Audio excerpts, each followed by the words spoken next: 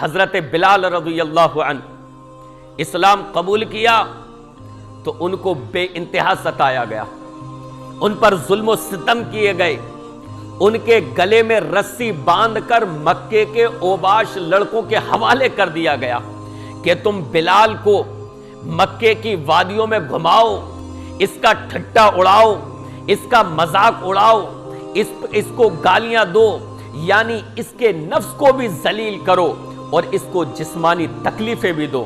حضرت بلال رضی اللہ عنہ کو اوباش لڑکے مکہ کے ان کے گلے میں رسی لپیٹ کر گھمایا کرتے تھے، جس طریقے سے نعوذ باللہ آج کسی جانور کے گلے میں رسی باندھ کر بچے اس سے کھیلا کرتے ہیں۔ السلام علیکم ورحمۃ اللہ وبرکاتہ۔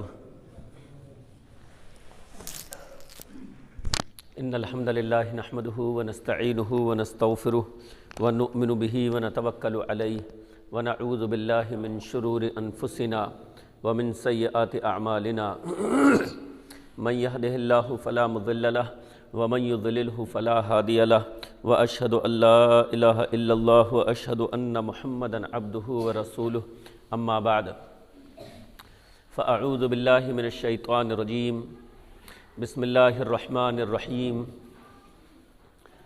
والسابقون الاولون من المہاجرین والانصار والذین اتبعوهم بإحسان رضی اللہ عنہم ورضوا عنہ وأعد لهم جنات تجری تحتها الأنہار خالدین فیہا ابدا ذلک الفوز العظیم۔ وقال النبی صلی اللہ علیہ وسلم لا تسبوا اصحابی والذی نفسی بیدہ لو ان احدکم انفق مثل احد ذهبا ما بلغ مد احدهم ولا نصیفہ۔ تمام قسم کی تعریفیں اللہ رب العالمین کے لیے ہیں اور بے انتہا بے حساب درود و سلام نازل ہو سید المرسلین رحمت للعالمین جناب محمد الرسول اللہ صلی اللہ علیہ وسلم پر۔ اللہم صلی علی محمد وعلی آل محمد کما صلیت علی ابراہیم وعلی آل ابراہیم انک حمید مجید۔ اللہم بارک علی محمد وعلی آل محمد کما بارکت علی ابراہیم وعلی آل ابراہیم انک حمید مجید۔ محترم حضرات و خواتین، آج کی جو یہ مجلس سجائی گئی ہے یہ موضوع کے اعتبار سے بڑی ہی خوش نصیب محفل ہے، کیونکہ اس مجلس میں، اس محفل میں پیارے نبی جناب محمد الرسول اللہ صلی اللہ علیہ وسلم کے جانثار صحابہ اکرام کا تذکرہ ہونے والا ہے۔ اس دنیا میں ایسے بھی بدبخت لوگ ہیں جو اپنی مجلسیں اس لیے منعقد کرتے ہیں تاکہ نبی کے صحابہ پر تبرہ کر سکیں، ان کی شان گھٹا سکیں،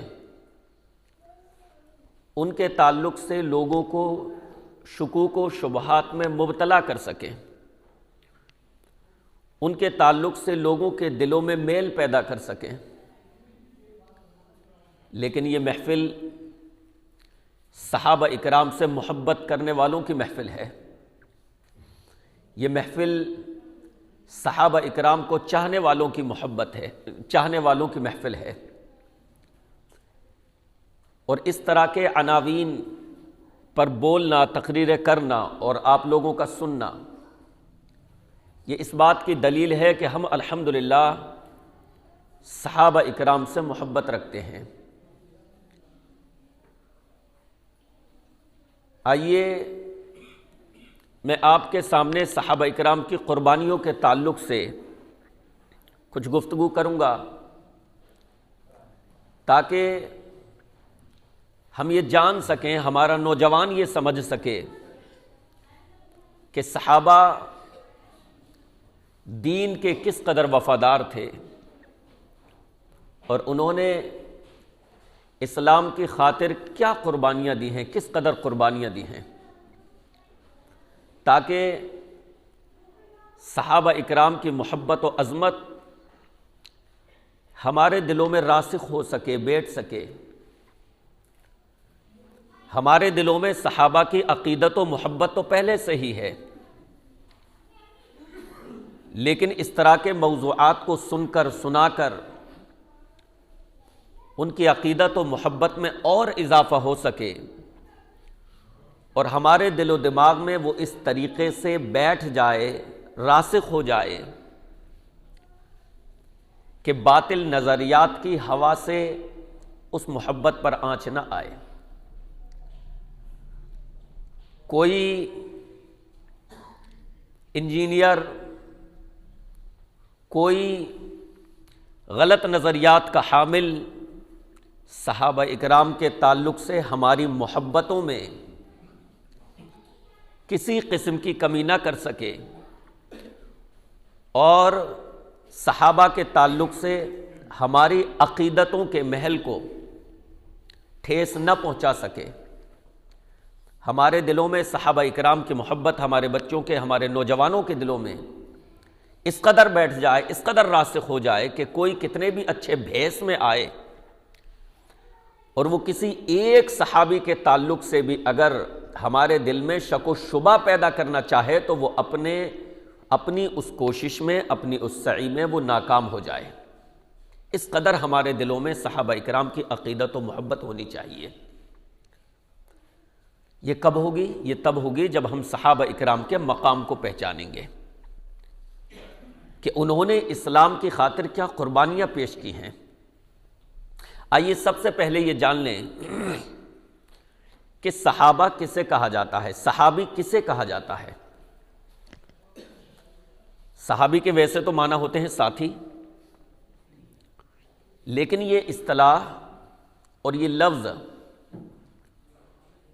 اب ان لوگوں کے لیے خاص ہے، بلکہ جناب محمد الرسول اللہ صلی اللہ علیہ وسلم کے زمانے ہی سے کہ جن کو رسول گرامی علیہ الصلاۃ والسلام کا ساتھ نصیب ہوا، ایک کو صحابی کہا جاتا ہے، اور جب اسی کا پلورل ہو، جمع ہو ایک سے زیادہ، تو ان کو صحابہ یا اصحاب محمد صلی اللہ علیہ وسلم۔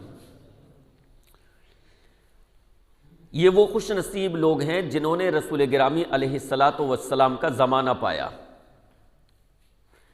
یہ وہ خوش نصیب ہستیاں ہیں جنہوں نے جناب محمد الرسول اللہ صلی اللہ علیہ وسلم سے ملاقات کی۔ یہ وہ قسمت والے لوگ ہیں جنہوں نے جناب محمد الرسول اللہ صلی اللہ علیہ وسلم کی صحبت اختیار کی۔ حافظ ابن حجر رحمہ اللہ فرماتے ہیں صحابی کی تعریف کرتے ہوئے، الصحابی من لقی النبی صلی اللہ علیہ وسلم مؤمنا بہ ومات علی الاسلام۔ صحابی وہ ہیں کہ جنہوں نے ایمان کی حالت میں جناب محمد الرسول اللہ صلی اللہ علیہ وسلم سے ملاقات کی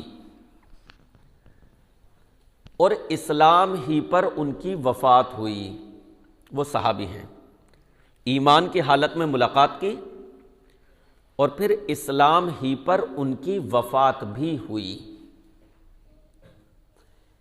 لہذا اس تعریف کی روح سے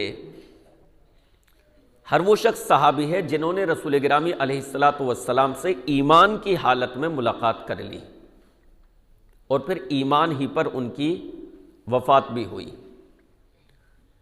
چاہے انہوں نے رسول گرامی علیہ الصلاۃ والسلام کو نہ دیکھا ہو، نابینا ہونے کی وجہ سے، جیسے حضرت عبداللہ ابن ام مکتوم تو نابینا ہونے کی وجہ سے نہ دیکھ سکے ہوں، لیکن ملاقات کی کیونکہ تو وہ صحابی ہیں۔ چاہے انہوں نے رسول اللہ صلی اللہ علیہ وسلم سے کوئی حدیث روایت کی ہو یا حدیث روایت نہ کی ہو، وہ صحابی ہیں۔ چاہے انہوں نے رسول گرامی علیہ الصلاۃ والسلام کے ساتھ جنگوں میں شرکت کی یا کسی وجہ سے وہ شرکت نہ کر سکے ہوں، وہ صحابی ہیں، چاہے انہوں نے رسول اللہ صلی اللہ علیہ وسلم کے ساتھ کم وقت گزارا یا زیادہ عرصہ ان کو نصیب ہوا نبی علیہ الصلوۃ والسلام کی صحبت میں، وہ صحابی ہیں، چاہے وہ فتح مکہ سے پہلے ایمان لانے والے ہوں یا فتح مکہ کے بعد ایمان لانے والے ہوں، صحابہ اکرام کی جو فضیلتیں ہیں وہ تمام کے تمام ان کو حاصل ہوں گی، کیونکہ وہ صحابی ہیں۔ بعض حضرات یہ کہتے ہیں کہ نہیں، فتح مکہ سے پہلے ایمان لانے والے تو ان فضیلتوں میں شامل ہیں، بات کے نہیں ہے، لیکن نہیں، چاہے وہ پہلے ایمان لانے والے ہوں یا بعد میں ایمان لانے والے ہوں، تمام کے تمام جنہوں نے بھی رسول اللہ صلی اللہ علیہ وسلم سے ایمان کی حالت میں ملاقات کر لی اور پھر ایمان ہی پر ان کی وفات بھی ہوئی، وہ صحابی کہلائے گا۔ وہ شخص صحابی نہیں ہے جس نے اپنے ایمان کا تو اظہار کیا نبی علیہ السلام کے سامنے، لیکن پھر وہ اسلام سے پھر گئے، تو ان کو صحابی یہ اصطلاح ان کے لیے استعمال نہیں ہوگی۔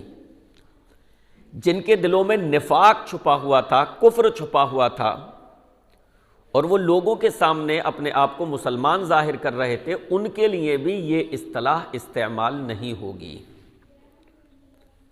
بعض لوگ مغالطہ دیتے ہیں اور انہوں نے اپنی تقریروں کے یہ عناوین بنائے، ابھی ہی 2-2.5 سال پہلے کا واقعہ ہے، لکھنؤ سے، اب تو وہاں سے بھی وہ جا چکے، ندوہ سے، اور انہوں نے اس طرح کے عناوین بنائے کہ منافقین صحابہ، جبکہ بنیادی طور پر یہ اصطلاح ہی غلط ہے، کیونکہ جو صحابی ہوگا ان کو منافق نعوذ باللہ نہیں کہا جا سکتا، اور جو منافق ہوگا اس کو صحابی نہیں کہا جا سکتا۔ صحابی کے لیے شرط ہی یہ ہے کہ ایمان کی حالت میں انہوں نے ملاقات کی۔ تو کوئی شخص اگر اس طرح کے عناوین یا اس طرح کی اصطلاح رائج کرتا ہے کہ منافق صحابہ، اور وہ یہ کہتا ہے کہ میری نیت تو صاف ہے، میں ان لوگوں کے بارے میں تبصرہ کرنا چاہتا ہوں جو نبی علیہ الصلوۃ والسلام کے زمانے میں منافقین تھے، تو کہا جائے گا کہ تمہاری نیت میں کھوٹ ہے، صحابہ اکرام کے تعلق سے تمہاری نیت میں کھوٹ ہے، اس لیے یہ الفاظ تم استعمال کر رہے ہو، کیونکہ صحیح بات یہ ہے کہ جو اس زمانے کے منافقین تھے ان کو صحابی کہا ہی نہیں جائے گا۔ صحابی یا صحابہ یہ ٹرم، یہ اصطلاح خاص ہے ان لوگوں کے لیے جنہوں نے سچے دل کے ساتھ اپنے ایمان کا اظہار کیا اور ایمان ہی پر ان کی وفات ہوئی۔ اللہ اکبر! اس سے بڑی خوش نصیبی اور کیا ہوگی کہ انہوں نے نبی علیہ الصلوۃ والسلام کی صحبت اختیار کی۔ اس سے بڑا مقام و مرتبہ صحابہ اکرام کا کیا ہوگا کہ انہوں نے رسول گرامی علیہ الصلوۃ والسلام کا زمانہ پایا۔ ان کی خوش نصیبی کے لیے، ان کی خوشبختی کے لیے یہی کافی ہے کہ انہوں نے امام کائنات جناب محمد الرسول اللہ صلی اللہ علیہ وسلم کا ساتھ پایا ہے، انہوں نے نبی کا ساتھ پایا ہے۔ اللہ رب العالمین قرآن مجید میں صحابہ اکرام کا جب تذکرہ کرتا ہے، اللہ نے مختلف انداز میں ان کا تذکرہ فرمایا۔ ایک جگہ اللہ رب العالمین نے ان کی جب صفتیں بیان کی تو دیکھیے کس حسین پیرائے میں ان کا تذکرہ فرمایا۔ اللہ نے فرمایا محمد الرسول اللہ، محمد اللہ کے رسول ہیں صلی اللہ علیہ وسلم، والذین معہ، اور جو ان کے ساتھ ہیں، یعنی اللہ رب العالمین نے جب صحابہ اکرام کا تذکرہ کیا تو دیکھیے الفاظ کیا استعمال کیے، والذین معہ، اور جو ان کے ساتھ ہیں، جنہوں نے نبی علیہ الصلوۃ والسلام کا ساتھ دیا یا ان کی صحبت پائی۔ اللہ اکبر! اس سے بڑا مقام و مرتبہ کیا ہوگا کہ صحابہ اکرام نے نبی علیہ الصلوۃ والسلام کا ساتھ پایا ہے۔ آج کوئی شخص اس مقام کو، اس رتبے کو نہیں پا سکتا۔ آج کوئی شخص بڑے سے بڑا عالم، بڑے سے بڑا دیندار، وہ بڑے سے بڑا متقی و پرہیزگار بن سکتا ہے، وہ محدث بن سکتا ہے، وہ فقیہ کہلا سکتا ہے، وہ عالم کہلا سکتا ہے، وہ اللہ کا ولی کہلا سکتا ہے، لیکن اگر وہ نہیں بن سکتا تو وہ صحابی نہیں بن سکتا، مقام صحابیت کو نہیں پا سکتا۔ انسان اگر اللہ رب العالمین اس کو 100 زندگیاں بھی دے دے اور 100 بار مر کر جی بھی جائے، تب بھی وہ شخص مقام صحابیت کو نہیں پا سکتا، وہ مقام صحابیت کو نہیں پا سکتا۔ اس سے بڑا مقام و مرتبہ اور رتبہ کیا ہوگا کہ آج کوئی شخص صحابی نہیں بن سکتا۔ یہ ان کی قسمت تھی، یہ ان کا مقدر تھا، یہ ان کا نصیب تھا کہ انہوں نے تمام رسولوں کے سردار جناب محمد الرسول اللہ صلی اللہ علیہ وسلم کا ساتھ پایا۔ آج کون ان کے بارے میں زبان کھول سکتا ہے؟ آج کون ان پر انگلی اٹھا سکتا ہے؟ آج کون ان کے تقدس کو پامال کر سکتا ہے؟ آج کون ان پر نازیبا، کس کو یہ حق حاصل ہے کہ ان کے تعلق سے نازیبا تبصرے کرے؟ ارے صحابہ اکرام کا یہ مقام و مرتبہ ہے کہ وہ نبی علیہ السلام سے مصافحہ کرتے تھے، وہ نبی علیہ السلام سے ملاقات کیا کرتے تھے، انہوں نے نبی کی اقتداء میں نمازیں پڑھی ہیں۔ آج ہمیں اور آپ کو کوئی مسئلہ پیش آتا ہے، ہم کسی عالم کے پاس جاتے ہیں، ہم کسی مفتی کے پاس جاتے ہیں، یہ مسئلہ بتا دیجئے، یہ مسئلہ پیش آیا ہے شیخ صاحب، اس کا حل بتا دیجئے۔ صحابہ اکرام وہ عظیم الشان شخصیات تھیں، صحابہ اکرام وہ خوش نصیب شخصیات تھیں کہ جب ان کو کوئی مسئلہ پیش آتا تو وہ شخصیت، وہ ذات کہ جس سے وہ اپنے مسائل دریافت کیا کرتے تھے، وہ ذات تھی جناب محمد الرسول اللہ صلی اللہ علیہ وسلم کی۔ ان کی آنکھوں نے نبی کا دیدار کیا، ان کے مقام کو کون پا سکتا ہے؟ اور جس کے دل میں صحابہ اکرام کی عظمت نہ ہو، صحابہ اکرام کا مقام و مرتبہ نہ ہو، اس کا دل دراصل بیمار ہے، اس کا دل دراصل مریض ہے، ایمان کی لذت اور ایمان کی چاشنی اسے نہیں ملی ہے۔ اس وجہ سے وہ صحابہ اکرام کے مقام کو نہیں پہچان سکا۔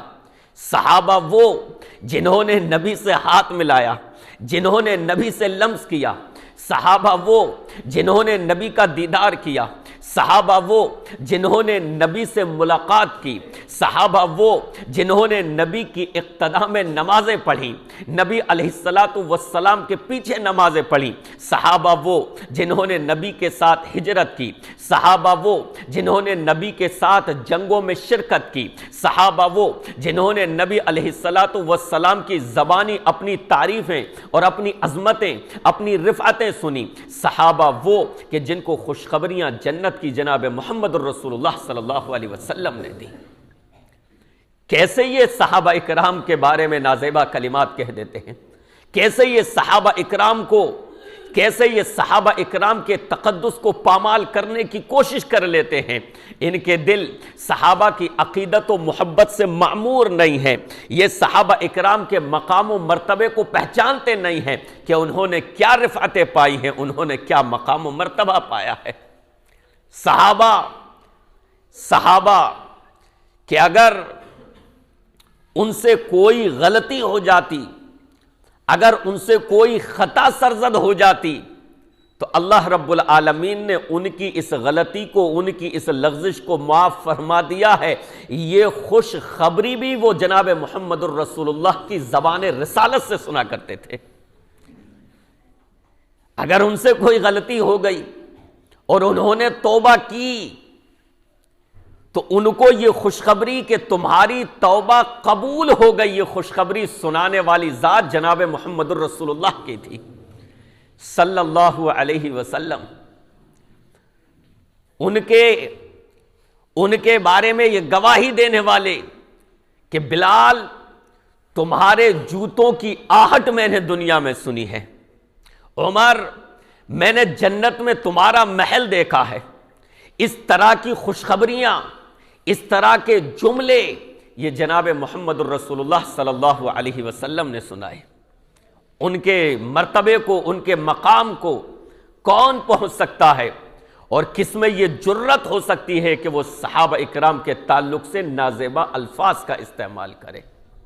اگر ان کی شخصیت کا مطالعہ کیا جائے گہرائی سے، اگر ان کی عظمت کو پہچانا جائے، اگر ان کی محبت اور عقیدت کو دل میں رکھ کر ان کو پڑھا جائے، تو انشاءاللہ صحابہ اکرام کی محبت اور عظمت دلوں میں اور زیادہ بیٹھ جائے گی۔ میرے بھائیوں، صحابہ، آج دنیا میں ہم دیکھتے ہیں کہ ہمیں اور آپ کو بھی القاب ملتے ہیں نا؟ کسی کو شیخ الحدیث کا لقب ملا ہوا ہے، کسی کو علامہ کا لقب ملا ہوا ہے۔ دنیا میں القاب ملتے ہیں، اور کون دیتا ہے؟ دنیاوی افراد، دنیاوی لوگ۔ علامہ اقبال کو سر کا خطاب ملا تھا، اس وقت کی حکومت نے دیا تھا۔ سر سید احمد خان کو سر کا خطاب ملا۔ تو الگ الگ القابات اس دنیا میں بھی ان کی خدمات کی وجہ سے، ان کے خاص تعارف کے وجہ سے دیے جاتے ہیں۔ اللہ اکبر! صحابہ اکرام وہ شخصیات کہ جن کو ایک لقب دیا، اور دینے والا کون ہے؟ عرش کا مالک اللہ عز و جل۔ کیا لقب دیا؟ کیا خطاب دیا؟ آئیے وہ دیکھ لیں۔ اللہ رب العالمین قرآن مجید میں ارشاد فرماتا ہے، آپ دیکھیں، باقی لوگوں کو دنیاوی لوگ خطاب دیں، وہ ان کو لقب دیں، صحابہ عرش والا ان کو خطاب دیتا ہے۔ اور خطاب کیا دیتا ہے؟ اللہ رب العالمین نے ارشاد فرمایا، وَالسَّابِقُونَ الْأَوَّلُونَ مِنَ الْمُهَاجِرِينَ وَالْأَنصَارِ وَالَّذِينَ اتَّبَعُوهُمْ بِإِحْسَانٍ، فرمایا ہجرت میں سبقت کرنے والے، یعنی وَالسَّابِقُونَ الْأَوَّلُونَ مِنَ الْمُهَاجِرِينَ وَالْأَنصَارِ، مہاجر جو کہ سبقت کرنے والے ہوں اور انصاری جو کہ سبقت کرنے والے ہوں، یہ تمام کے تمام، یعنی چاہے وہ کہ جنہوں نے ہجرت میں سبقت کی، اسی طریقے سے وہ افراد جنہوں نے ایمان لانے میں سبقت کی یعنی پہل کی، تمام کے تمام انصاری صحابہ، مہاجر صحابہ، والذین اتبعوہم بإحسان، اور ان کے نقش قدم پر چلنے والے بعد کے افراد، یعنی اللہ رب العالمین نے تمام کے تمام صحابہ اکرام کا احاطہ فرما لیا، چاہے وہ صحابہ ہوں جنہوں نے ایمان لانے میں پہل کی، چاہے وہ صحابہ ہوں کہ جنہوں نے ہجرت کرنے میں پہل کی، یا وہ صحابہ ہوں جنہوں نے ان کی مدد کی، تمام کے تمام صحابہ اکرام کا اللہ رب العالمین نے احاطہ کیا، تمام کا اللہ رب العالمین نے تذکرہ فرمایا، اور ان کا تذکرہ فرمانے کے بعد اللہ رب العالمین نے دیکھیے ان کو کیا تمغہ عطا فرمایا، فرمایا رضی اللہ عنہم ورضوا عنہ، اللہ ان سے راضی ہو گیا، وہ اللہ سے راضی ہو گئے۔ اللہ اکبر! کیا تمغہ عطا فرمایا، کیا خطاب عطا فرمایا اللہ نے، رضی اللہ عنہم ورضوا عنہ، اللہ ان سے راضی ہو گیا اور یہ اللہ سے راضی ہو گئے۔ سبحان اللہ! اللہ رب العالمین کی عطا کی ہوئی یہ سند، اللہ رب العالمین کا عطا کیا ہوا یہ سرٹیفکیٹ صحابہ اکرام کی عظمتوں کو بیان کر رہا ہے، صحابہ اکرام کی رفعتوں کو بیان کر رہا ہے۔ اللہ رب العالمین ان کے ایمان کی گواہی دے رہا ہے، ان کے اعمال کی قبولیت کی گواہی دے رہا ہے، تبھی تو اللہ رب العالمین فرمائے گا کہ میں ان سے راضی ہو چکا۔ جب اللہ کی بارگاہ میں ان کا ایمان قابل قدر ہوگا، ان کے اعمال قابل قبول ہوں گے، ان کا نمازیں پڑھنا، ان کے روزے رکھنا، ان کا زکوٰۃ و صدقات کر دینا، ان کا حج و عمرہ کرنا، یہ تمام نیکیاں، ان کا جنگوں میں شرکت کرنا، یہ تمام خدمات اور ان کے یہ تمام اعمال جب اللہ کی بارگاہ میں قابل قبول ہوں گے اور قابل قدر ہوں گے، تبھی تو اللہ فرمائے گا کہ میں ان سے راضی ہو چکا۔ یہ معمولی سند نہیں ہے، یہ معمولی سرٹیفکیٹ نہیں ہے۔ آپ جانتے ہیں جنت میں اہل جنت سے اللہ رب العالمین پوچھے گا کہ جنتیوں خوش ہونا؟ کہیں گے اللہ خوش کیوں نہیں ہوں گے؟ تو نے ہمیں وہ عطا کیا جو دوسروں کو عطا نہیں کیا، ہر طرح کی نعمتیں تو نے ہمیں دی ہیں، اللہ ہم راضی کیسے نہیں ہوں گے؟ اللہ فرمائے گا یعنی تمام نعمتیں تو نے ہمیں دی ہیں جنت کی، تو اللہ ہم خوش کیسے نہیں ہوں گے؟ اللہ فرمائے گا ان تمام نعمتوں سے بڑھ کر بھی ایک نعمت تمہیں عطا کروں۔ دیکھیں اللہ کی رضا کا سرٹیفکیٹ، یہ کتنی بڑی بات ہے۔ ان تمام نعمتوں سے بڑھ کر ایک نعمت عطا کروں، جنت کی تمام نعمتوں سے بڑھ کر۔ جی اللہ فرمائے گا میں نے آج تمہارے لیے اپنی رضا کو حلال کر دیا، یعنی میں تم سے راضی ہو گیا، اب میں کبھی تم سے ناراض نہ ہوں گا۔ حدیث میں آتا ہے کہ صحابہ اکرام کو، حدیث میں آتا ہے کہ جنتیوں کو اللہ رب العالمین کے اس جملے سے اتنی زیادہ خوشی ہوگی کہ جنت میں اب تک جتنی نعمتیں ملی ان سے سب سے زیادہ بڑھ کر خوشی اللہ کے اس جملے سے ہوگی کہ میں تم سے راضی ہو گیا، اب میں کبھی تم سے ناراض نہیں ہوں گا۔ اللہ تعالیٰ یہ جملہ کس سے کہے گا؟ جنتیوں سے۔ صحابہ اکرام وہ عظیم الشان شخصیات ہیں کہ اللہ تعالیٰ نے ان کے بارے میں دنیا ہی میں ان کو یہ سند دے دی، دنیا ہی میں ان کو یہ سرٹیفکیٹ عطا فرما دیا، رضی اللہ عنہم، اللہ ان سے راضی ہو گیا۔ اب اللہ تو یہ فرمائے کہ میں ان سے راضی ہو چکا، اور کچھ لوگ وہ یہ ظاہر کرنے کی کوشش کریں کہ نہیں، ان کے یہ اعمال، ان کی یہ چیزیں ایسی تھیں کہ جو غلط تھیں، جو ناحق تھیں، جو باطل تھیں، فلاں اور فلاں کی یہ چیزیں، ان کے یہ اقدام اور ان کے یہ فیصلے غلط تھے، اور اللہ جب کہ یہ سرٹیفکیٹ دے کہ نہیں میں ان سے راضی ہو چکا۔ اچھا، اس سرٹیفکیٹ میں ایک چیز مولانا ابوالکلام آزاد جس کے بارے میں تحریر فرماتے ہیں کہ جس پر کم لوگوں کی نظر گئی، کہ اللہ نے صرف یہ نہیں فرمایا کہ میں ان سے راضی ہو چکا، بلکہ صحابہ اکرام کا اصل مقام اللہ نے پھر یہ کر کر واضح کیا کہ یہ اللہ سے راضی ہو چکے۔ مولانا ابوالکلام آزاد رحمہ اللہ فرماتے ہیں کہ صحابہ اکرام کا اصل مقام، یہ جب تک یہ جملہ نہ آئے ان کا اصل مقام ظاہر نہیں ہوتا کہ وہ اللہ سے راضی ہو گئے۔ اس میں بھی صحابہ اکرام کی عظمت ہے کہ صحابہ اللہ سے راضی ہو گئے۔ دیکھیے صحابہ اکرام اس مقام پر تھے کہ انہوں نے اللہ کی راہ میں جناب محمد الرسول اللہ صلی اللہ علیہ وسلم کی محبت کی راہ میں جو تکلیفیں اور پریشانیاں آئیں ان کو بھی تکلیف اور پریشانی سمجھ کر قبول نہیں کیا، بلکہ اس میں بھی وہ لذت محسوس کیا کرتے تھے۔ ایک تو یہ ہوتا ہے کہ انسان پر پریشانیاں آئیں، انسان صابر ہے تو وہ صبر کرتا ہے، واویلا نہیں مچاتا، لیکن اس کا مطلب یہ نہیں ہوتا کہ وہ پریشانیوں کو پریشانی نہیں سمجھ رہا، مصیبت کو مصیبت نہیں سمجھ رہا۔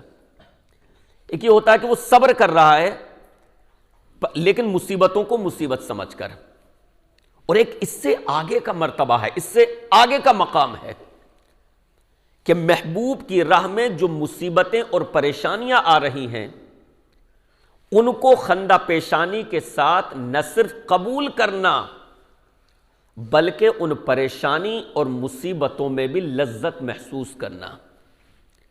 صحابہ اکرام اس مقام پر فائز تھے، اس درجے پر فائز تھے کہ اللہ کی محبت کی راہ میں جناب محمد الرسول اللہ صلی اللہ علیہ وسلم کی محبت کی راہ میں ان کو جن تکلیفوں کا، جن پریشانیوں کا سامنا کرنا پڑا، انہوں نے ان پریشانیوں کو نہ صرف یہ کہ ہنس کر برداشت کیا، بلکہ ان پریشانیوں میں، ان مصیبتوں میں وہ اور زیادہ محبت کی لذت محسوس کیا کرتے تھے۔ ان کے لیے یہ تصور کہ جس کے لیے ہم یہ مصیبتیں جھیل رہے ہیں اس کی نگاہ ہم پر ہے، اور جس کی وجہ سے ہم پر یہ پریشانیاں آ رہی ہیں وہ ہستی ہمارے ساتھ ہے، جناب محمد رسول اللہ صلی اللہ علیہ وسلم، ان کے لیے یہ تصور ہی لذت دینے والا تھا۔ لہذا بڑی سے بڑی پریشانیاں، بڑی سے بڑی مصیبتیں صحابہ اکرام نے ہنس کر قبول کر لی، اور وہ ہر حال میں اللہ سے راضی اور خوش رہے۔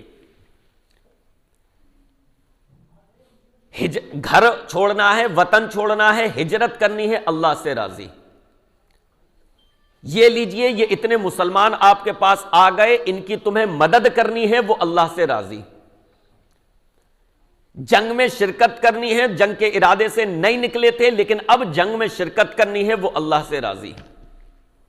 ہر حال میں وہ اللہ سے راضی اور خوش رہے۔ تو صحابہ اکرام کا ایک مقام و مرتبہ تو یہ آیا کہ اللہ ان سے راضی ہو گیا، اور پھر صحابہ اکرام کا اصل مقام و مرتبہ آگے یہ بیان ہوا کہ وہ بھی اللہ سے راضی رہے، وہ بھی اللہ سے خوش رہے۔ اس میں دراصل صحابہ اکرام کی نیتوں کو اللہ نے بیان کر دیا۔ آج کچھ کتابیں پڑھ کر، کچھ علم حاصل کر کے، اسٹیج لگا کر، اسکالر بن کر صحابہ اکرام کی نیتوں کو ٹٹولنے کی کوشش کی جاتی ہے، اور ان کی نیتوں کو ٹٹول کر اپنی طرف سے یہ فیصلہ صادر کیا جاتا ہے کہ اس معاملے میں ان کی نیت درست نہیں تھی، صاف نہیں تھی۔ اور اس انداز میں ان لوگوں کو چھوڑ دیجئے جو صحابہ اکرام کو برا بھلا کہتے ہیں، روافض، ان سے تو ہمارا کوئی تعلق ہی نہیں، ان سے ہمارا کوئی تعلق نہیں، ان کے تمام معاملات، تمام چیزیں الگ ہیں، ان کا دھرم اپنی جگہ ان کے نزدیک ٹھیک ہوگا، لیکن ہم انہیں اپنا مذہب نہیں سمجھتے، ان کی بات چھوڑ دیجئے۔ وہ صدیق اکبر کو نہ مانے، وہ عمر فاروق کو نہ مانے، وہ حضرت عثمان غنی کو نہ مانے، وہ اما عائشہ صدیقہ کو گالیاں دیں، وہ بس چند اہل بیت، تمام اہل بیت کو نہیں، اہل بیت میں سے بھی کچھ کو بس مانتے ہیں، ورنہ حضرت عائشہ بھی تو اہل بیت میں سے ہیں، نبی علیہ الصلوۃ والسلام کی تمام بیویاں اہل بیت میں سے ہیں، 5 لوگ خصوصاً اور باقی تمام اہل بیت جو ہیں شامل ہیں، لیکن وہ تمام اہل بیت کو نہیں مانتے، بس بعض کو مانتے ہیں۔ تو ان کی بات چھوڑ دیئے، ان کا معاملہ ہی الگ ہے، ان کا تمام معاملہ الگ ہے۔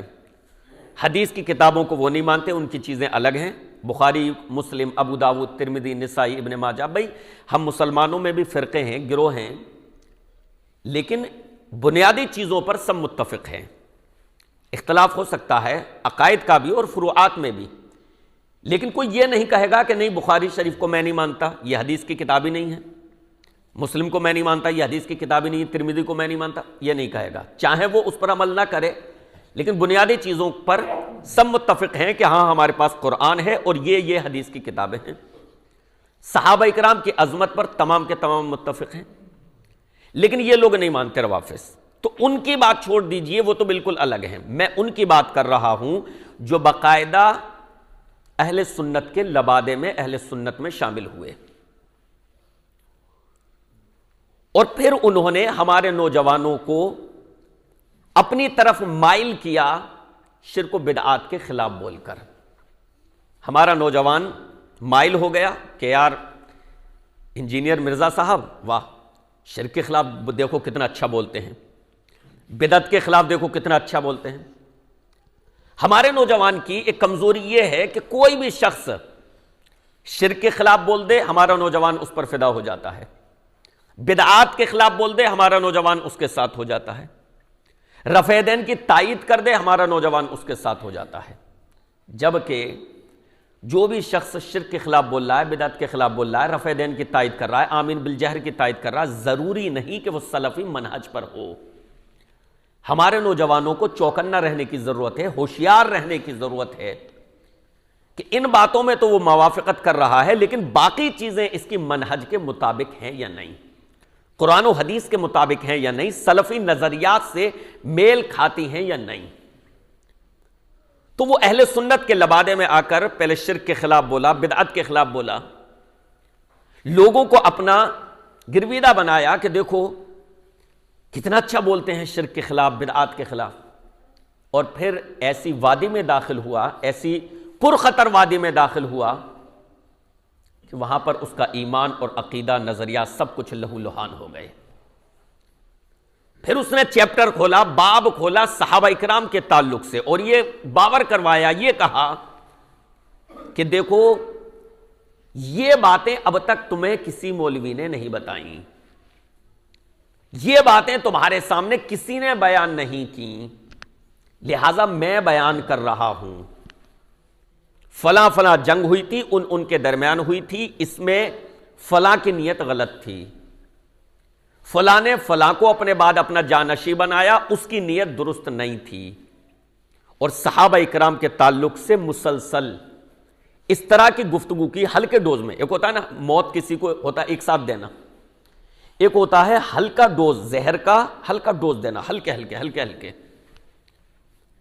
اور وہ اس طرح سے کہ سامنے والے کو پتہ بھی نہ چلے، محسوس بھی نہ ہو۔ لہذا مرزا صاحب نے یہی کیا کہ انہوں نے صحابہ اکرام کے تعلق سے ہمارے نوجوانوں کے دل و دماغ میں زہر بلکہ بڑے ہی ہلکے انداز میں، ہلکے ڈوز میں رفتہ رفتہ ڈالا، اور صحابہ اکرام کے تعلق سے اس انداز میں گفتگو کی کہ رفتہ رفتہ جو ان کے لیکچر کو سنتا ہے وہ رفتہ رفتہ صحابہ اکرام سے بدظن اور بدگمان ہو جاتا ہے۔ انداز بڑا ہی لبھانے والا کہ نہیں میں تو انہیں رضی اللہ کہتا ہوں، بس میں یہ بات ان کی بیان کر رہا ہوں کہ اس معاملے میں یہ ایسے تھے، میں ان کو کافر نہیں کہہ رہا، میں ان پر لعن طعن نہیں کر رہا، میں صرف ان کی یہ غلطی بیان کر رہا ہوں۔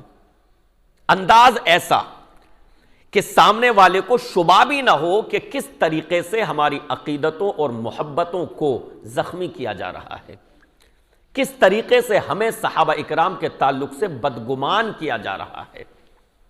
یہ آج کے لوگ کہ میں علمی، کتابی اور فلاں یہ صحابہ اکرام کے تعلق سے گفتگو کریں، اور تجربہ یہ کہتا ہے کہ جو مسلسل ان کے لیکچر سنتا ہے وہ صحابہ اکرام سے رفتہ رفتہ بدظن ہو جاتا ہے، پہلے کسی ایک صحابی کے تعلق سے، اور اس کے دل و دماغ میں یہ ہوتا ہے کہ میں تمام صحابہ سے تھوڑی، صرف ان کے تعلق سے میں یہ سوچ رہا ہوں، حضرت امیر معاویہ کے تعلق سے یا فلاں کے تعلق سے، اور پھر وہ رفتہ رفتہ تمام صحابہ اکرام سے بدظن ہو جاتا ہے، اور وہ یہ سمجھتا ہے کہ مجھ کو حق حاصل ہے ہر صحابی پر جرح کرنے کا، وہ وکیل جرح بن جاتا ہے۔ مسلمانوں وکیل صفائی بنو، وکیل جرح مت بنو، صحابہ اکرام کے وکیل صفائی بن جاؤ کہ صحابہ اکرام کے تعلق سے کوئی بکواس کرے، صحابہ اکرام کے تعلق سے کوئی غلط باتیں کرے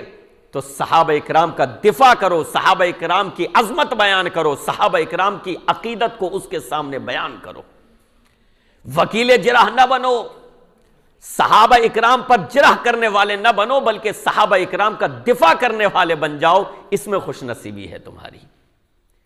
وہ صحابہ ان کے تعلق سے بکواس کی جائے، ان کے تعلق سے لوگوں کو شکوک و شبہات میں یہ ڈالے کہ جن کے تعلق سے اللہ فرمائے رضی اللہ عنہم ورضوا عنہ، اللہ ان سے راضی ہو چکا، وہ اللہ سے راضی ہو گئے۔ اچھا ایک اور چیز ہے، کہتے ہیں کہ صحابہ اکرام کو آپ معصوم مانتے ہیں کہ صحابہ سے غلطی نہیں ہو سکتی؟ اس غلط فہمی کو بھی سن لیجئے، ہم صحابہ اکرام کو معصوم نہیں مانتے۔ شیخ ارشاد الحق اثری نے کتاب لکھی صحابہ اکرام کے تعلق سے، اس میں انہوں نے بڑی ہی عمدہ بات کہی، بڑی پیاری ہیڈنگ ڈالی۔ انہوں نے کہا صحابہ اکرام معصوم نہیں، مغفور ہیں۔ معصوم نہیں کہہ رہے ہم، ان سے بھی ممکن ہے بشری تقاضے کے تحت کوئی لغزش ہو گئی ہو، کوئی خطا سرزد ہو گئی ہو، معصوم نہیں کہہ رہے ہم، معصوم تو صرف مخلوق میں جناب محمد الرسول اللہ صلی اللہ علیہ وسلم یا انبیاء کرام کی ذات ہوتی ہے کہ اللہ تعالیٰ ان کی فوراً رہنمائی فرما دیتا ہے. اگر ان سے کوئی خلاف اولا کام بھی ہو تو اللہ فوراً رہنمائی کر دیتا ہے. اس معنی میں وہ معصوم ہوتے ہیں. صحابہ اکرام کے تعلق سے ہم یہ نہیں کہتے کہ وہ معصوم ہیں، لیکن ہم یہ کہتے ہیں کہ وہ مغفور ہیں. ان سے اگر کوئی لغزش غیر ارادی طور پر ہو بھی گئی تو اللہ رب العالمین نے ان کو معاف فرما دیا. یہ ہے صحابہ اکرام کی شان، یہ ہے صحابہ اکرام کی عظمت. پہلی بات تو ان سے غلطیاں ہوئی نہیں اس طرح عام انداز میں جیسے ہم لوگوں سے ہوتی ہیں، لیکن اگر کوئی چیز غیر شعوری طور پر غیر ارادی طور پر ہو بھی گئی تو اللہ رب العالمین نے ان کی اس لغزش کو، اس خطا کو، اس غلطی کو معاف فرما دیا. رضی اللہ عنہم ورضوا عنہ، اللہ ان سے راضی ہو چکا، وہ اللہ سے راضی ہو چکے، وہ اللہ سے خوش ہو چکے. یہ ہے صحابہ اکرام کا مقام و مرتبہ، یہ ہے صحابہ اکرام کی شان. میرے بھائیوں، آئیے میں آپ کے سامنے بیان کروں کہ صحابہ اکرام نے کیا قربانیاں پیش کی. صحابہ اکرام نے اسلام کے درخت کی آبیاری کے لیے کس طریقے سے اپنی ہر طرح کی قربانی پیش کی ہے تاکہ ہم صحابہ اکرام کی عظمت کو اور ان کے مقام و مرتبے کو پہچان سکیں اور اپنے دلوں میں اور زیادہ بٹھا سکیں. صحابہ اکرام نے اسلام کی خاطر جو ظلم و ستم برداشت کیے وہ سیرت کی کتابوں میں درج ہیں. صحابہ اکرام نے جب اپنے اسلام کا اظہار کیا تو ان کو ستایا گیا، ان کو مارا گیا، ان پر ظلم و ستم کے پہاڑ توڑے گئے. شروع میں جو لوگ مسلمان ہوئے وہ تعداد میں کم تھے، لہٰذا ان پر ظلم و ستم کے پہاڑ توڑے گئے اور وہ اس پوزیشن میں نہیں تھے کہ اپنا دفاع کر سکیں. وہ اس حالت میں نہیں تھے کہ ظالم کے پنجوں کو روک سکیں، ظالم کو ظلم سے روک سکیں. حضرت یاسر کا گھرانہ، حضرت یاسر کو ستایا گیا. جب انہوں نے اپنے اسلام کا اظہار کیا، حضرت یاسر بوڑھے تھے، ان پر ظلم و ستم کیے گئے اور بڑھاپے کی حالت میں ان کو اتنا ستایا گیا کہ انہوں نے آخری سانس لے لی. ان کے بیٹے حضرت عمار، ان کو ستایا گیا، ان پر ظلم و ستم کیے گئے، ان کو لوہے کی زرہ پہنائی گئی اور ان کی والدہ حضرت سمیہ عورت ذات ان کو ستایا گیا، ان پر ظلم و ستم کیے گئے. ابو جہل ان کو مارتا، ان کو گالیاں دیتا اور ان کی بے حرمتی کرتا، لیکن حضرت سمیہ رضی اللہ عنہا صبر کرتی اور استقامت اور وہ اسلام پر قائم رہتی اور کفر کی طرف نہ پلٹیں. اللہ کے نبی علیہ السلام کا گزر ہوا، حضرت یاسر کے گھرانے کو تکلیف دی جا رہی ہے، حضرت یاسر کے گھرانے پر ظلم و ستم کیا جا رہا ہے. پیارے نبی علیہ السلام نے ارشاد فرمایا، صبراً آل یاسر فإن موعدکم الجنہ، اے یاسر کے گھر والوں صبر سے کام لو، بے شک تمہارا ٹھکانہ جنت ہے، یعنی تم کو جنت ملے گی. اللہ کے نبی علیہ السلام نے ان کو فوراً خوشخبری دی. حضرت سمیہ، ابو جہل باہر سے آیا اور اس نے نیزہ مارا اور حضرت سمیہ رضی اللہ عنہا وہیں شہید ہو گئی. اللہ اکبر! اسلام کی خاطر پہلی قربانی دینے والی، اسلام کی خاطر پہلی شہیدہ ایک خاتون ہے. جب شہدائے اسلام کے بارے میں جب شہدائے اسلام کا حسین تذکرہ ہوگا، جب شہدائے اسلام کی بات آئے گی تو اس میں سب سے پہلے شہید ہونے والی جس ہستی کا نام آئے گا حضرت سمیہ رضی اللہ عنہا کا آئے گا. حضرت سمیہ اسلام کی خاطر جنہوں نے سب سے پہلی شہادت دی ہے وہ ایک عورت ہے، ایک خاتون ہے. حضرت بلال رضی اللہ عنہ اسلام قبول کیا تو ان کو بے انتہا ستایا گیا، ان پر ظلم و ستم کیے گئے. ان کے گلے میں رسی باندھ کر مکے کے اوباش لڑکوں کے حوالے کر دیا گیا کہ تم بلال کو مکے کی وادیوں میں گھماؤ، اس کا ٹھٹا اڑاؤ، اس کا مذاق اڑاؤ، اس کو گالیاں دو، یعنی اس کے نفس کو بھی ذلیل کرو اور اس کو جسمانی تکلیفیں بھی دو۔ حضرت بلال رضی اللہ عنہ کو اوباش لڑکے مکہ کے ان کے گلے میں رسی لپیٹ کر گھمایا کرتے تھے، جس طریقے سے نعوذ باللہ آج کسی جانور کے گلے میں رسی باندھ کر بچے اس سے کھیلا کرتے ہیں اور اس کو ادھر ادھر لیے پھریں، بالکل اسی طرح حضرت بلال رضی اللہ عنہ کے گلے میں رسی ڈال کر ان کو مکے کی وادیوں میں، مکے کی پہاڑیوں میں گھمایا جاتا، ان پر ٹھٹا کسا جاتا، ان کا مذاق اڑایا جاتا، ان کو گالیاں دی جاتی، ان کو مکے کی گرم ریت پر لٹایا جاتا اور ان کے سینے پر بھاری پتھر رکھا جاتا۔ لیکن اللہ اکبر، یہ صحابہ اکرام وہ تھے کہ انہوں نے ایمان کی چاشنی پالی، جب انہوں نے ایمان کی مٹھاس پالی تو مکہ کے لاکھ ظلم و ستم کے باوجود یہ اسلام سے پیچھے نہیں ہٹے۔ حضرت بلال رضی اللہ عنہ کی زبان سے ایک ہی جملہ نکل رہا تھا، ہوا احد، ہوا احد، وہ اللہ ایک ہے، وہ اللہ ایک ہے۔ ظالموں، تم مجھ پر کتنا بھی ظلم کر لو لیکن میرے جسم سے اس گرمی میں پگھلنے والی چربی بھی یہ گواہی دے گی، ہوا احد، ہوا احد، وہ اللہ ایک ہے، وہ اللہ ایک ہے۔ یہ صحابہ کرام کی قربانیاں۔ جب ہجرت کا موقع آیا، حضرت ابو سلمہ رضی اللہ عنہ انہوں نے اپنی چھوٹی سی فیملی کو لیا اور ہجرت کرنے لگے، اپنا بچہ لیا، اپنی بیوی کو لیا اور ہجرت کرنے لگے۔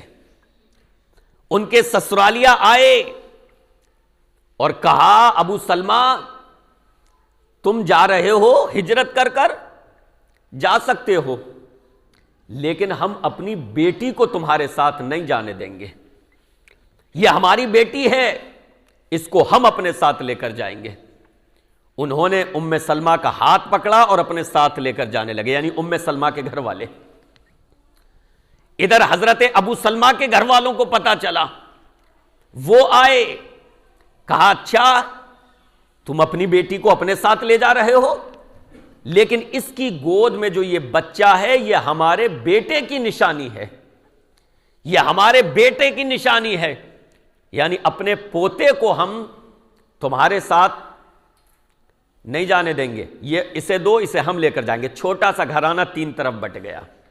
ابو سلمہ ہجرت کی راہ پر ہیں، مدینے کی طرف جانے کے لیے تیار، ان کی بیوی کو ام سلمہ کے گھر والے ادھر لے کر جا رہے ہیں اور بچے کو چھین کر ادھر لے جایا جا رہا ہے۔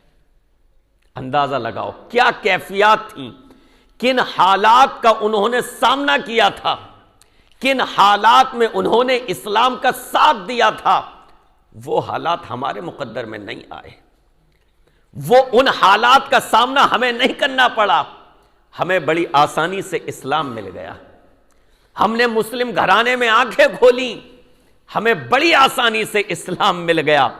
صحابہ اکرام سے پوچھو، ان کے واقعات کو پڑھو، ان کی سیرت کو سنو تو پتا چلے گا کہ صحابہ اکرام نے اسلام کا ساتھ کن نازک حالات میں دیا۔ ابو سلمہ ہجرت کی راہ پر، ام سلمہ کو ان کے گھر والے ادھر کھینچ کر لے جا رہے ہیں اور چھوٹا سا بچہ اس کو ابو سلمہ کے گھر والے ادھر کھینچ کر گود میں لے کر جا رہے ہیں۔ لیکن یہ تمام چیزیں دیکھ کر بھی حضرت ابو سلمہ کے پاؤں میں لغزش نہیں آئی، ان کا ارادہ متزلزل نہیں ہوا، بلکہ ابو سلمہ تنہا، ان کی بیوی کو چھین لیا گیا، بچے کو جدا کر دیا گیا، تنہا ہجرت کر کے مدینہ پہنچتے ہیں۔ ام سلمہ مکے کی پہاڑیوں پر چڑھ کر اپنے شوہر کے غم میں، اپنے بچے کی جدائی کے غم میں رویا کرتی تھیں۔ پھر دونوں خاندان والوں کو ترس آیا اور کہا اس کا بچے اس کے حوالے کرو اور اس کو مدینہ اس کے شوہر کے پاس جانے دو۔ تب ام سلمہ اپنے بچے کو لے کر مدینہ پہنچتی ہیں۔ آپ دیکھیں کس انداز کی ان کو قربانیاں دینی پڑی، جذبات کی قربانی، حضرت سعد بن ابی وقاص کا واقعہ لے لیجئے. انہوں نے جب اسلام قبول کیا تو ان کی ماں نے کہا کہ بیٹا تم نے اسلام قبول کر لیا، تم کو اسلام سے پلٹنا ہوگا، اور دیکھو اگر تم اسلام سے باز نہیں آتے ہو، کفر کی طرف نہیں پلٹتے ہو، تو میں کھاؤں گی پیوں گی نہیں. انسان اپنے ماں باپ سے محبت کرتا ہے، اور ماں باپ اگر اس کو ایموشنلی بلیک میل کریں تو وہ ان کی باتوں میں آ جاتا ہے کئی مرتبہ، اور ایسی چیزیں بھی کر لیتا ہے جس پر اس کی طبیعت راضی نہیں ہوتی کہ چلو کوئی بات نہیں، ماں باپ کی خوشی میں.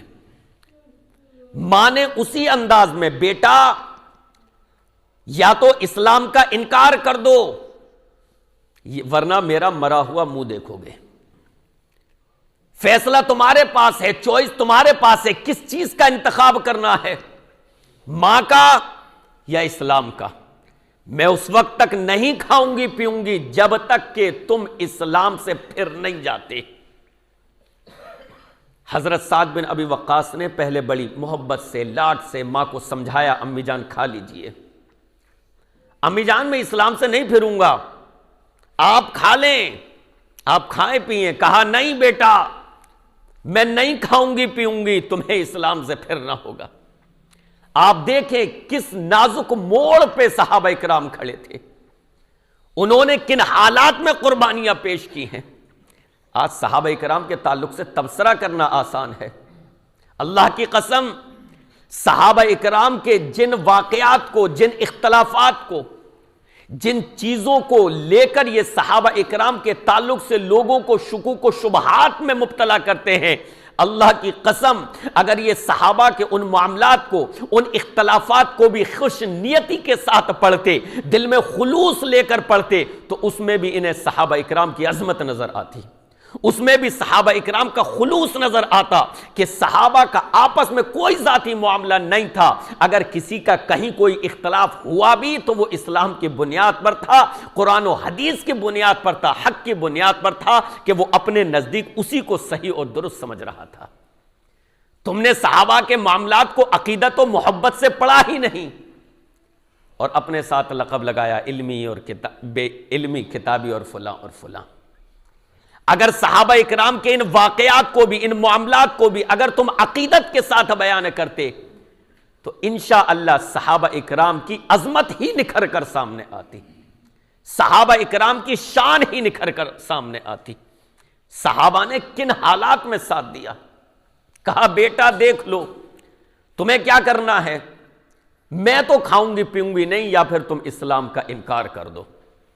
حضرت سعد بن ابی وقاص بڑی مشکل میں، لیکن جس نے ایک بار نبی کا کلمہ پڑھ لیا دل سے، پھر ناممکن تھا کہ دنیا کی کوئی طاقت ان کو ہلا دے. وہ جو نبی کا غلام بن گیا، جو نبی کا غلام بن گیا، اس کو پھر نبی سے جدا کرنا آسان نہ تھا. انہوں نے اپنے باپ سے دشمنی مول لی، اپنے بھائیوں سے دشمنی مول لی، اپنے رشتہ داروں سے دشمنیاں مول لی، لیکن جناب محمد الرسول اللہ صلی اللہ علیہ وسلم کی شخصیت سے دستبردار نہیں ہوئے.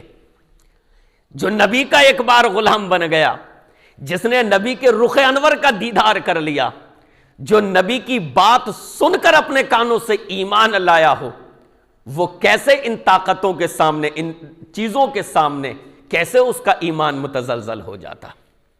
اس کے لیے اس وقت سب سے بڑی اگر کوئی دولت تھی تو وہ تھی اشہد ان لا الہ الا اللہ و اشہد ان محمد رسول اللہ.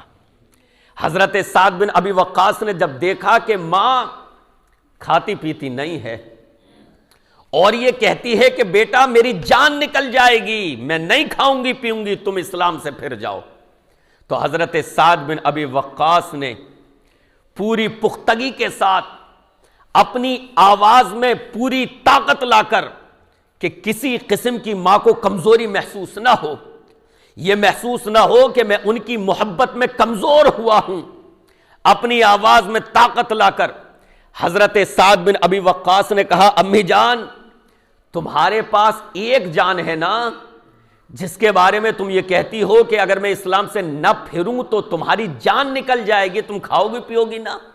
اماں اگر اللہ نے تمہیں 100 جانیں بھی دی ہوتی اور فخرجت نفسن نفسن، ایک ایک کر کے وہ 100 جانیں آپ کے جسم سے نکل جائیں، تب بھی اب میں اسلام سے پھرنے والا نہیں ہوں، تمہاری مرضی ہو تو کھاؤ یا نہ کھاؤ۔ جب ماں نے ان کا یہ جوش دیکھا، یہ ولولہ دیکھا، ان کی یہ پختگی دیکھی، چٹان جیسا ان کا یہ ارادہ دیکھا، تو پھر اب ماں نے کھانا پینا شروع کر دیا۔ یہ تھی صحابہ کرام کی قربانی۔ آپ دیکھیں جب مدینہ پہنچے یہ لوگ، اگر صرف مکہ ہی کی داستانیں بیان کی جائیں، صرف مکہ کے بارے میں، تو صحابہ کرام کے واقعات ختم نہ ہوں۔ لیکن آئیے ہم آگے چلتے ہیں، مدینہ پہنچتے ہیں۔ آپ کیا سمجھتے ہیں کہ مدینے میں مسلمانوں نے بڑی زندگی سے بڑی آسانی سے اپنی زندگی گزار لی؟ نہیں، یہ لوگ جو ہجرت کر کے گئے تھے، ان کی مشکلات، جو ان کی مدد کرنے والے تھے ان کے سامنے مشکلات، کیونکہ اب پورا عرب ان کا دشمن بن چکا تھا۔ اور ہجرتیں بھی کیسی کی تھیں؟ ہجرت بڑی آسانی سے کر لی تھی کیا؟ مال دولت سمیٹا اور مدینہ پہنچ گئے؟ نہیں، ہجرتیں بھی انہوں نے اس طریقے سے کی تھی کہ حضرت صہیب رومی ہجرت کرنے لگے، اپنے مال کو ٹھکانے لگایا، چھپایا اور ہجرت کرنے لگے۔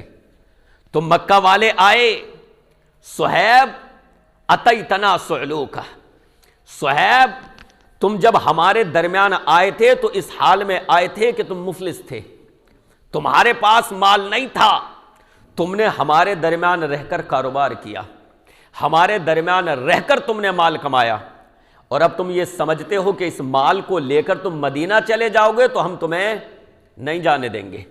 حضرت صہیب نے کہا کہ اچھا ایک بات بتاؤ، اگر یہ سارا مال میں تمہارے حوالے کر دوں تو جانے دو گے؟ کہا ہاں تب جانے دیں گے۔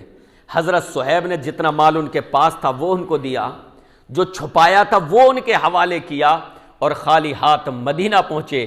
جناب محمد الرسول اللہ صلی اللہ علیہ وسلم کو معلوم ہوا، آپ نے فرمایا ربح البیع ابا یحییٰ صہیب، ربح البیع ربح البیع، ابو یحییٰ صہیب تم نے بڑے منافع کا سودا کیا ہے، بڑے منافع کا سودا کیا ہے، تم اپنی تمام دولت وہاں چھوڑ آئے لیکن ایمان کی دولت بچا کر لے آئے ہو۔ اس طریقے سے انہوں نے ہجرت کی تھی۔ لیکن مدینے کے جو مسلمان تھے الحمدللہ انہوں نے بھی دل کھول کر ان کی مدد کی۔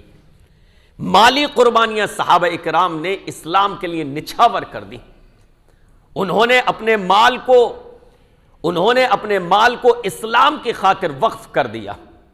انصاری صحابہ جن کا لقب ہی پڑ گیا انصار یعنی مدد کرنے والے، انہوں نے مہاجرین کی اس طریقے سے مدد کی کہ اللہ کے رسول صلی اللہ علیہ وسلم یہ ہماری جائیداد ہے، یہ ہمارا مال ہے، اس کو ہم 2 حصوں میں تقسیم کرتے ہیں، آدھا میرا اور آدھا میرے اس مہاجر بھائی کا۔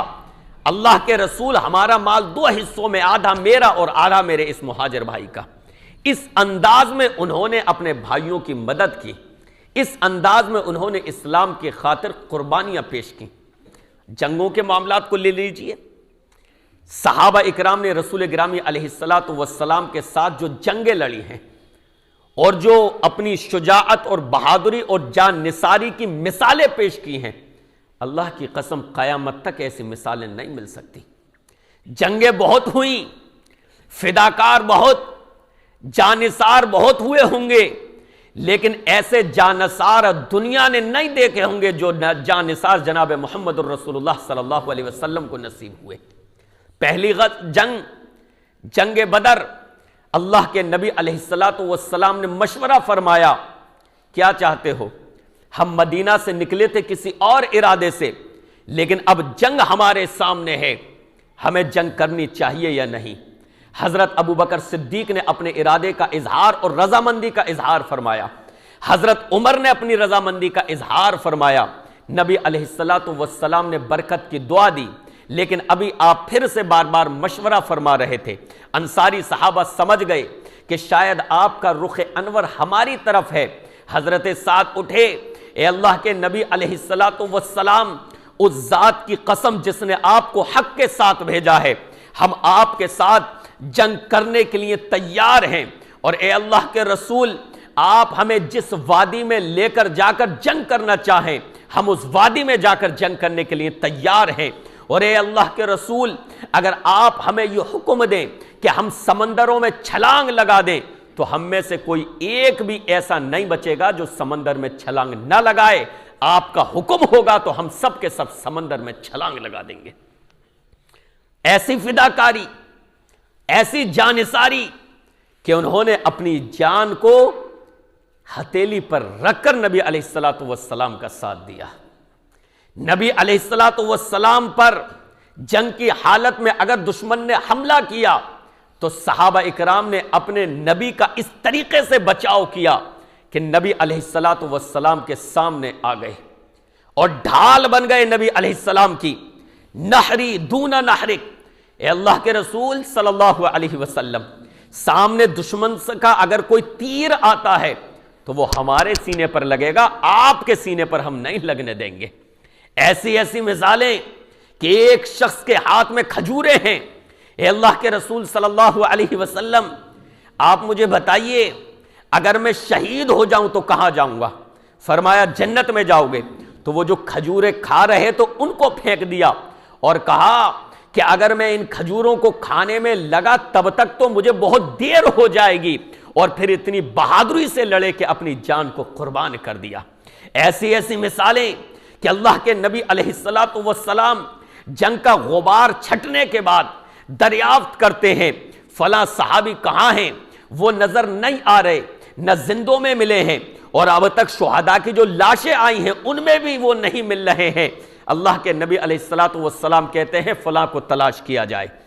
تلاش کرتے ہوئے جب ان تک پہنچا گیا تو وہ کہتے ہیں دیر بہت ہو چکی ہے، نبی علیہ السلام کو میرا سلام عرض کرنا اور کہنا کہ مجھ کو 12 تیر لگے ہیں، مجھ کو 12 زخم آئے ہیں، اور نبی علیہ السلام کو جا کر سلام عرض کرنا اور میری قوم والوں سے کہنا کہ اگر تم میں سے کوئی ایک شخص بھی زندہ رہا اور نبی علیہ السلام شہید کر دیے گئے تو اللہ کے یہاں تمہارا کوئی عذر قابل قبول نہیں ہوگا۔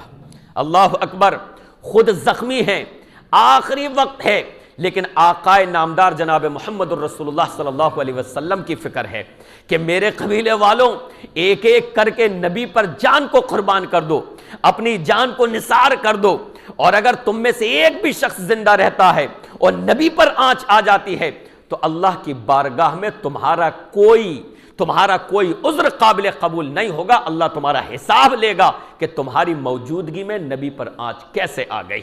صحابہ اکرام کی قربانیوں کا تذکرہ، یعنی ہر طریقے سے ان کی قربانی، مالی قربانی، ہجرت کی قربانی، گھر والوں کو چھوڑنے کی قربانی اور جنگوں میں شرکت کی قربانی، میرے بھائیوں بے شمار قربانیاں ہیں۔ صحابہ اکرام کے تذکروں سے سیرت کی کتابیں بھری پڑی ہیں کہ صحابہ اکرام نے کس طریقے سے قربانیاں پیش کی ہیں۔ اور ایک جگہ اللہ رب العالمین، اللہ اکبر، صحابہ کی قربانیوں کو یاد فرماتا ہے۔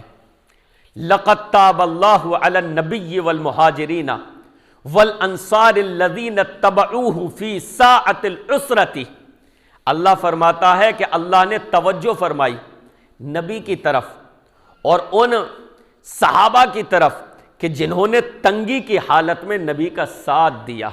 اللہ اکبر، یعنی اللہ تعالیٰ خود صحابہ اکرام کی قربانیوں کو یاد کرے، اللہ خود صحابہ اکرام کی قربانیوں کا اعتراف کرے، اس سے بڑی صحابہ اکرام کی خوشبختی اور خوش نصیبی کیا ہوگی؟ صحابہ اکرام کی قربانیوں کا اس سے بڑا اعتراف کیا ہوگا کہ اللہ تعالیٰ خود ان کی قربانیوں کا تذکرہ فرماتا ہے۔ اس آیت میں غزوہ تبوک کا ذکر ہے، تنگی کے عالم میں اللہ کے نبی کا جنہوں نے ساتھ دیا۔ آپ جانتے ہیں غزوہ تبوک میں صحابہ اکرام نے کس طریقے سے قربانیاں پیش کی ہیں۔ غزوہ تبوک میں اللہ کے نبی علیہ السلام نے صحابہ سے مشورہ کیا، میرے صحابہ، روم کی جو سلطنت ہے ان کا ارادہ یہ ہے کہ وہ ہم پر حملہ کریں، اور ہم یہ چاہتے ہیں کہ ہم ان کو یہ موقع نہ دیں کہ وہ ہماری بستی پر حملہ کریں۔ ہم یہ چاہتے ہیں کہ وہیں جا کر ہم ان کا جواب دیں اور ان کے حملے کو انہی کے علاقے میں جا کر منہ توڑ جواب دیں، ان کے حملے کو وہیں روکیں۔ یہ شجاعت اور بہادری۔ صحابہ تمہارا کیا مشورہ ہے؟ معلوم ہے وقت کیا تھا؟ گرمی کا موسم، اور اس وقت ان لوگوں کی جو معیشت تھی وہ یہ تھی، تیل تو اب نکل آیا، وہاں پیٹرول تو اب نکل آیا، اس وقت کھجوروں کی معیشت تھی، کھجوروں کے باغات لدے ہوئے اور کھجوریں اترنے کا وقت، لیکن صحابہ اکرام کہتے ہیں اللہ کے رسول ہم حاضر ہیں، اللہ کے رسول ہم حاضر ہیں، یعنی کہ کھجوروں کے اترنے کا وقت ہے، ان کو مالی نقصان بھی اٹھانا پڑے گا، لیکن اس کے باوجود اللہ کے نبی علیہ السلام کے ابروؤں کا اشارہ ہوا، صحابہ اکرام اپنی قربانیاں پیش کرنے کے لیے تیار ہو جاتے ہیں۔ صحابہ پھر اپنا تعاون پیش کیجئے، یہ جنگ جو ہوگی یہ بڑی جنگ ہونے والی ہے، دور دراز کا سفر کرنا ہے، لہذا تعاون پیش کیجئے اسلامی فوج کے لیے۔ حضرت ابوبکر صدیق اپنے گھر کا پورا مال لے کر آ جاتے ہیں، حضرت عمر فاروق اپنے گھر کا آدھا مال لے کر آ جاتے ہیں، حضرت عثمان غنی کے 1000 اونٹ تجارت کے تیار تھے، پورے کے پورے وہ اونٹ لدے ہوئے لے کر آتے ہیں۔ اے اللہ کے رسول صلی اللہ علیہ وسلم اس تعاون کو قبول فرما لیجئے۔ پھر 300 گھوڑے تجارتی لے کر آتے ہیں، اللہ کے رسول قبول فرما لیجئے۔ پھر اس کے بعد 30,000 سونے کے سکے لے کر آتے ہیں اور لا کر جناب محمد الرسول اللہ صلی اللہ علیہ وسلم کی گود میں ڈال دیتے ہیں۔ اللہ کے نبی علیہ السلام ان سکوں کو اپنے ہاتھوں سے الٹ اور پلٹ رہے تھے، اور آپ کے چہرے پر ایسی خوشی آئی کہ جیسے انار کے دانے نچوڑ دیے گئے ہوں۔ آپ خوشی سے الٹ اور پلٹ رہے تھے اور فرما رہے تھے عثمان آج کے بعد اگر کوئی عمل نہ کرے تب بھی اس کو نقصان نہیں ہے، یعنی کہ فرائض کے علاوہ اگر کوئی نفلی عمل نہ کرے تو اس کا اب تک کا یہ عمل کافی ہے جو اس نے اب کیا ہے دین کی راہ میں۔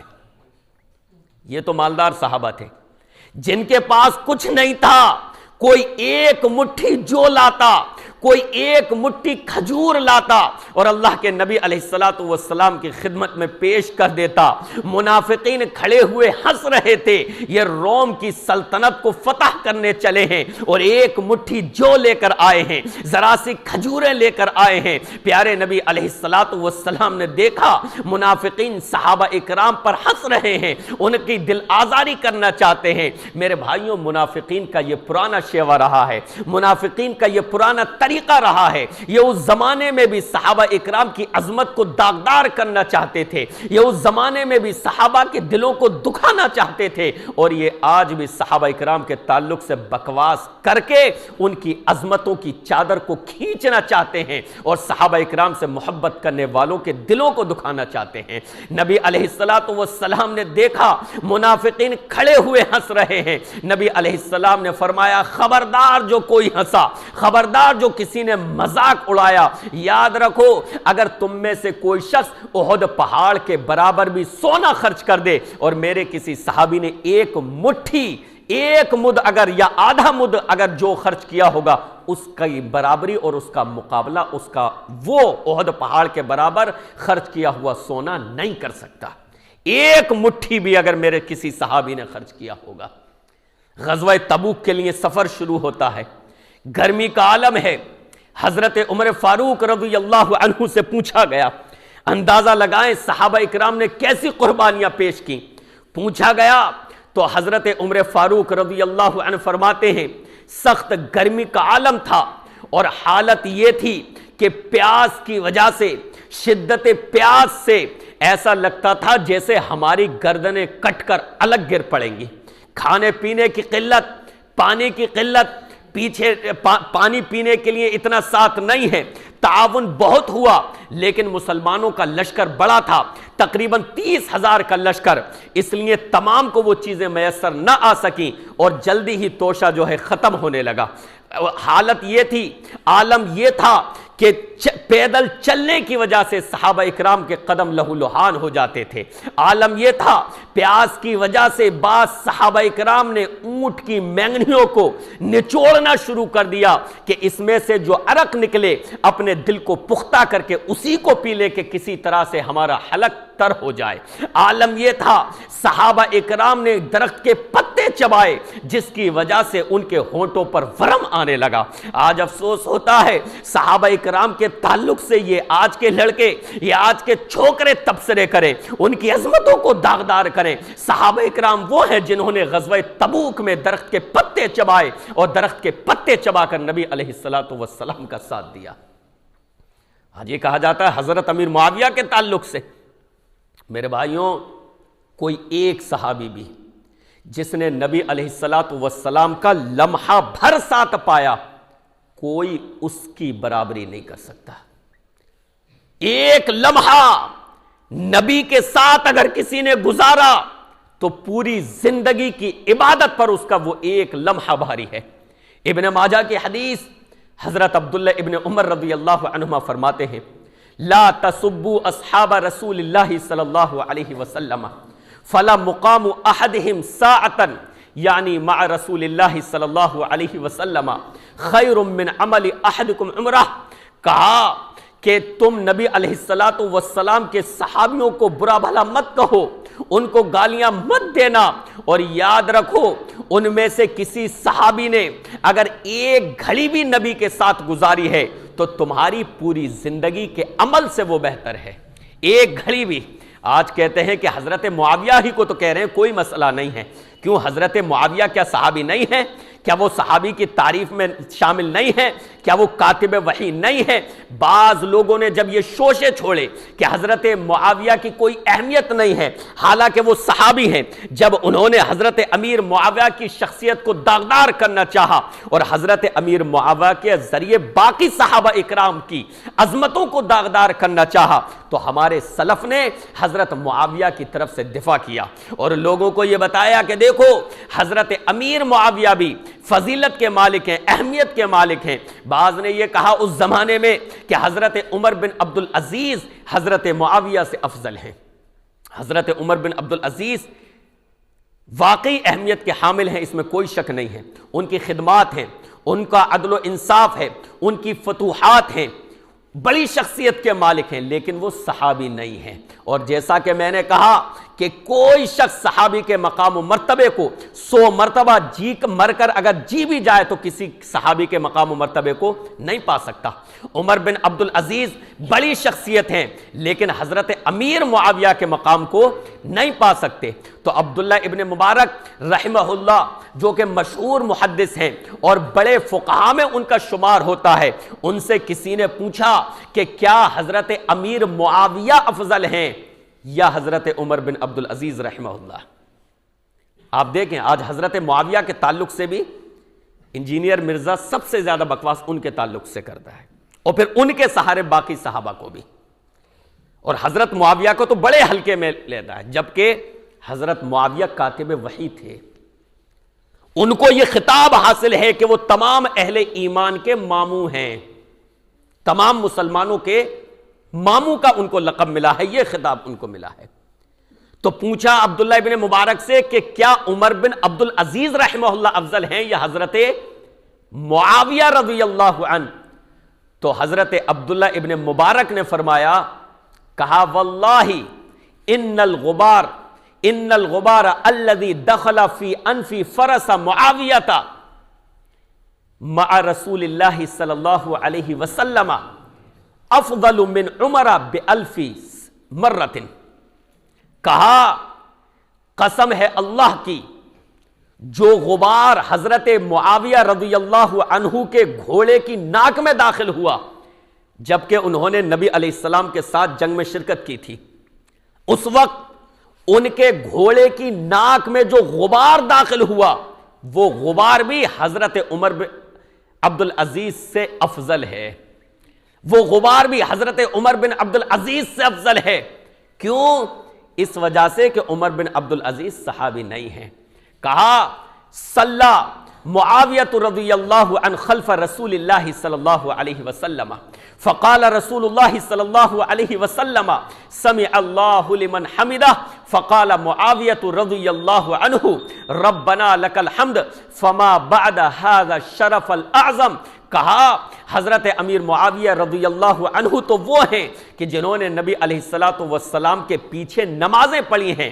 نبی سمع اللہ لمن حمدہ کہتے، حضرت معاویہ نے ربنا لک الحمد کہا، یعنی ان کی اقتداء میں نماز پڑھی. لہٰذا اس شرف اور مقام و مرتبے کے بعد پھر کون سا شرف اور کون سا اعزاز رہ جاتا ہے؟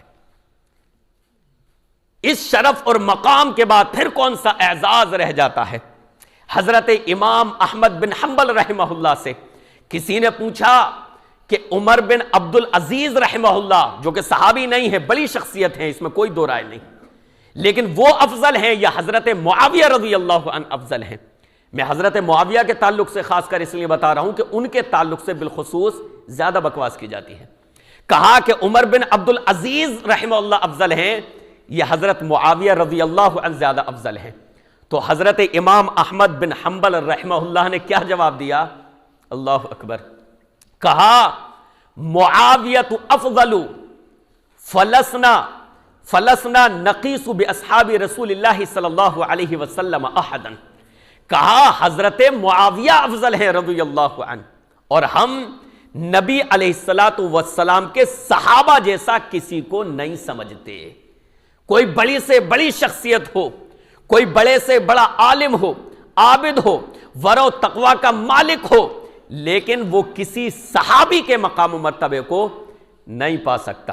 ایک شخص نے کہا کہ امام احمد بن حنبل سے کہ یہاں پر ایک شخص ہے جو حضرت عمر بن عبد العزیز رحمہ اللہ کو حضرت معاویہ سے افضل سمجھتا ہے.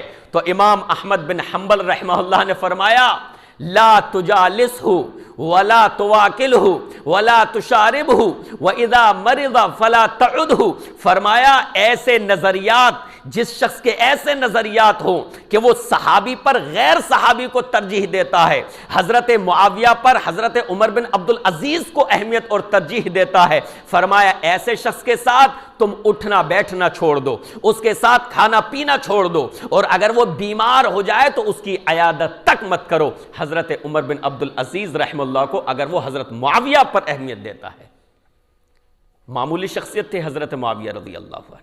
میرے بھائیوں، ہمارا موقف اور ہمارا منہج یہ ہے کہ ہم تمام صحابہ اکرام کا احترام کرتے ہیں، ان کی عقیدتوں کو، ان کی محبتوں کو اپنے دل میں بٹھاتے ہیں، اور ہماری کوشش یہ ہونی چاہیے کہ ہم صحابہ اکرام کے تعلق سے اپنے بچوں کو بھی معلومات فراہم کریں، اپنے بچوں میں بھی صحابہ اکرام کا تذکرہ کریں.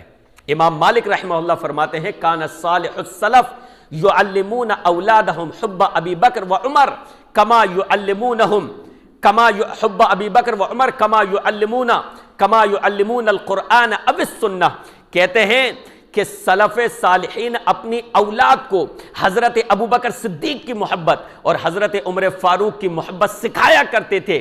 بالکل اسی طریقے سے ان کی محبت کی تعلیم دیا کرتے تھے جیسے اپنے بچوں کو قرآن سکھاتے، جیسے اپنے بچوں کو حدیث سکھاتے. تو میرے بھائیوں، ضرورت اس بات کی ہے کہ صحابہ اکرام کے تعلق سے ہم بیدار ہوں، صحابہ اکرام کی سیرت کو پڑھیں، صحابہ اکرام کے تعلق سے ہم نصوص کو اور ان کے فضائل کو پڑھیں، اور اپنی اولاد کو بھی صحابہ اکرام کی محبت ان کی گھٹی میں پلائیں، اپنی اولاد کو بھی صحابہ اکرام کی محبت کا درس دیں، ان کے سامنے صحابہ اکرام کی عظمتوں کو، ان کی رفعتوں کو بیان کریں، تاکہ کوئی علمی بے علمی، کتابی، منہجی، بے منہجی، کوئی بھی صحابہ اکرام کے تعلق سے اگر بکواس کرے تو ہمارے بچوں کے، ہمارے نوجوانوں کے نازک دل اور ناپختہ ذہن صحابہ اکرام کے تعلق سے مشکوک نہ ہو، متزلزل نہ ہو. اللہ رب العالمین سے دعا ہے کہ رب العالمین جب تک ہم زندہ رہیں صحابہ اکرام سے محبت کرنے والے بن کر زندہ رہیں. اللہ جب تک ہم زندہ رہیں ایک ایک صحابی کا احترام کرنے والے بن کر زندہ رہیں. آمین یا رب العالمین. اور اے اللہ جب موت آئے تو آخرت میں صحابہ اکرام کا ساتھ نصیب فرمانا، جنت میں صحابہ اکرام کا ساتھ نصیب فرمانا. آمین یا رب العالمین. وصلی اللہ تعالی علی رسول خیر خلقہ محمد وآلہ وصحبہ اجمعین برحمتک یا ارحم الراحمین.